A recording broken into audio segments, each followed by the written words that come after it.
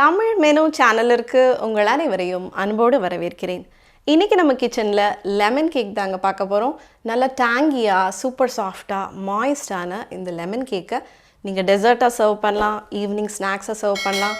உங்கள் வீட்டில் யாருக்காவது பர்த்டேனா இந்த லெமன் கேக்கை சர்ப்ரைஸ் பண்ணி அவங்கள அசத்தலாம்.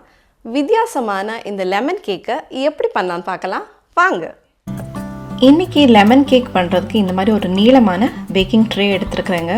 நான் பட்டர் அப்ளை பண்ணிக்கிறேன் எல்லா பக்கமும். உங்களுக்கு பட்டர் அப்ளை பண்ண விருப்பம் இல்லைன்னா ஜஸ்ட் எண்ணெய் கூட எல்லா பக்கமும் அப்ளை பண்ணிவிட்டு பேக்கிங் ஷீட் போட்டுக்கிறேன் எல்லா சைட்லேயும்.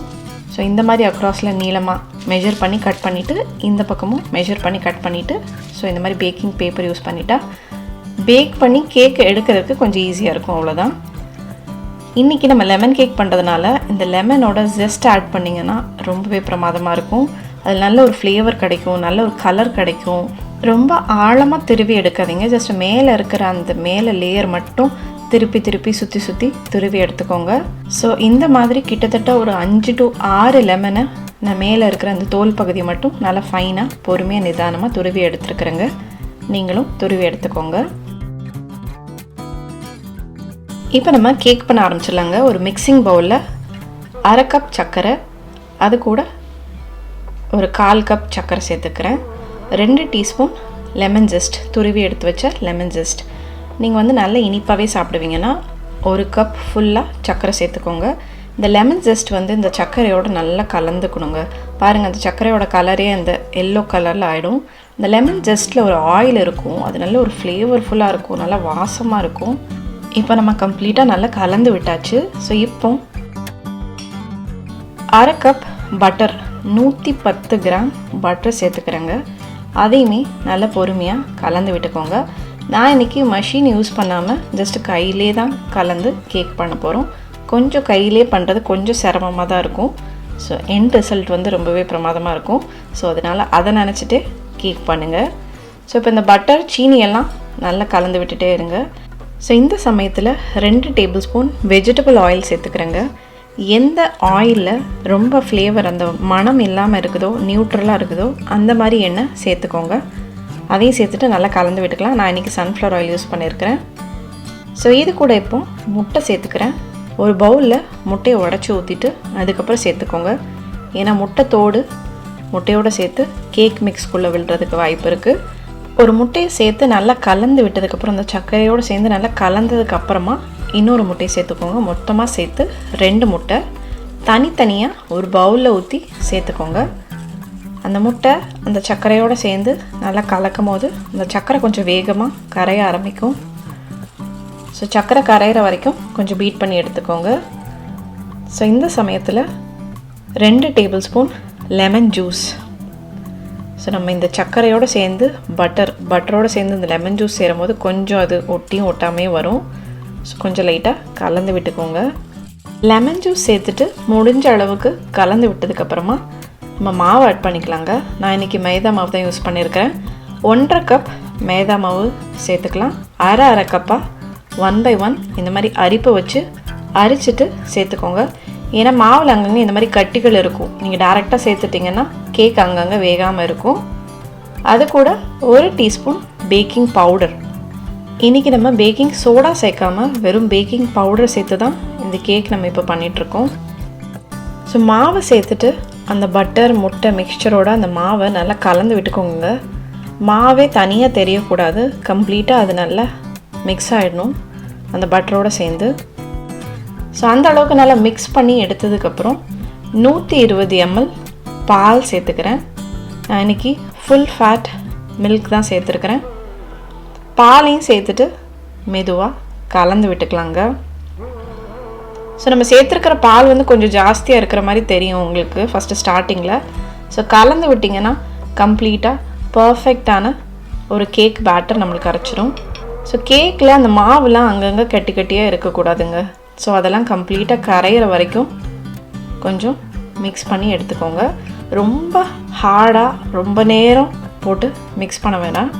ஸோ கம்ப்ளீட்டாக கட்டிகள்லாம் இல்லாமல் நல்லா கலந்து விட்டாச்சு. நல்ல ஒரு ஸ்மூத்தாக சில்கியாக இருக்கணும் அந்த பேட்டர்.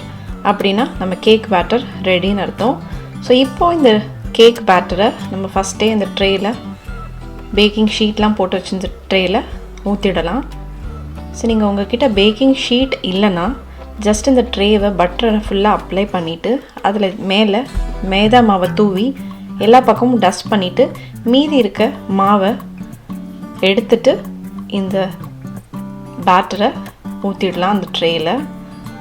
ஸோ கம்ப்ளீட்டாக நம்ம பேட்டர் எல்லாத்தையும் ஊற்றிட்டு ஸோ இந்த மாதிரி ஒரு 3 தடவை தட்டிட்டு ஆல்ரெடி ப்ரீ ஹீட் பண்ணி வச்சுருந்த அவன் ½ an hour ப்ரீ ஹீட் பண்ண அவனில் 160 டிகிரி செல்சியஸில் ஒரு 40 நிமிஷத்துக்கு பேக் பண்ணி எடுத்துக்கலாம்.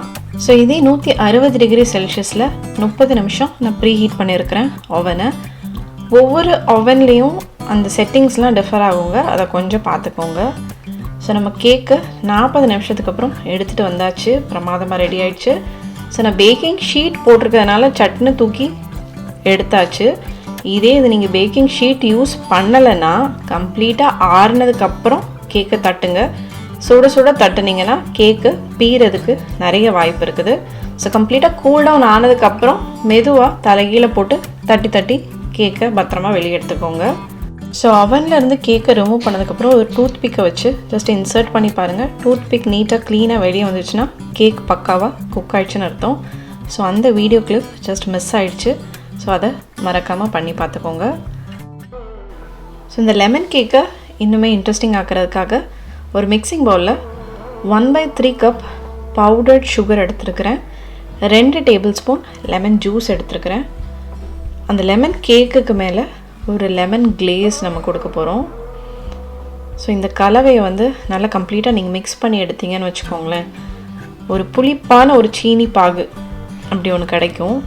ஸோ இதை வந்து நீங்கள் அந்த லெமன் கேக் மேலே அப்படியே ஊற்றும் போது இன்னுமே நல்லா ஃப்ளேவர்ஃபுல்லாக இருக்கும் இந்த லெமன் கேக்கு.